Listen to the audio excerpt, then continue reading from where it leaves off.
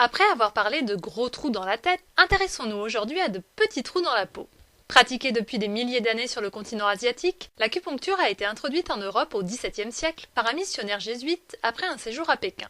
Le terme acupuncture a d'ailleurs été créé à la même époque par un médecin hollandais en combinant deux mots latins, acus, l'aiguille, et punctura, la piqûre.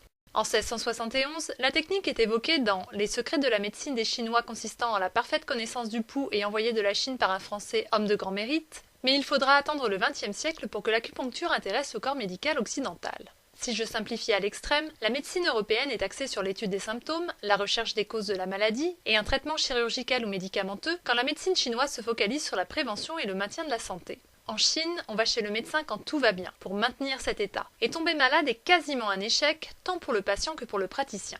Tout ça pour dire que l'acupuncture a dû franchir une sacrée barrière idéologique avant d'être prise au sérieux en Occident et d'être inscrite au patrimoine culturel immatériel de l'humanité par l'UNESCO en 2010. L'acupuncture, à quoi ça sert ? Sa fonction première est de rééquilibrer les flux énergétiques dans notre organisme afin de lui permettre de mieux se défendre face aux agressions extérieures et à la maladie. En médecine chinoise traditionnelle, elle est associée à la diététique, à l'usage de plantes médicinales, au massage et à l'exercice physique. Car seul un travail global permet de rester en bonne santé. C'est pour cela qu'un acupuncteur ne se contente pas d'acupuncter. La première séance est toujours plus longue que les autres, car le praticien évalue l'état physique et psychique de son patient grâce à des questionnaires ciblés et à un examen corporel.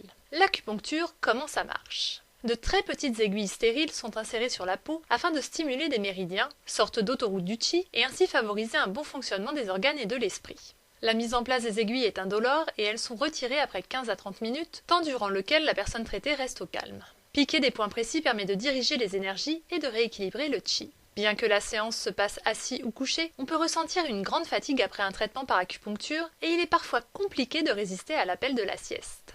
Les domaines d'utilisation de l'acupuncture sont très variés. Traiter la douleur, soulager les nausées, favoriser le sevrage tabagique, soigner la dépression. Les résultats sont plus ou moins concluants, mais l'avantage, c'est qu'il y a très peu d'effets secondaires. Une seule règle de sécurité à respecter. Toujours utiliser des aiguilles stérilisées ou à usage unique. Et si vous avez vraiment peur des piqûres, des lasers sont utilisés depuis plusieurs années pour remplacer les aiguilles. Aujourd'hui, les bienfaits de l'acupuncture ne sont plus uniquement réservés aux êtres humains. Les animaux de compagnie profitent aussi du rééquilibrage des énergies. À Madrid, un centre ornithologique traite les problèmes articulaires de centaines d'oiseaux grâce à l'acupuncture. Même chose aux USA pour les chats et en Chine pour les chiens. Alors l'acupuncture, pensez-y pour votre hernie ou pour votre canari.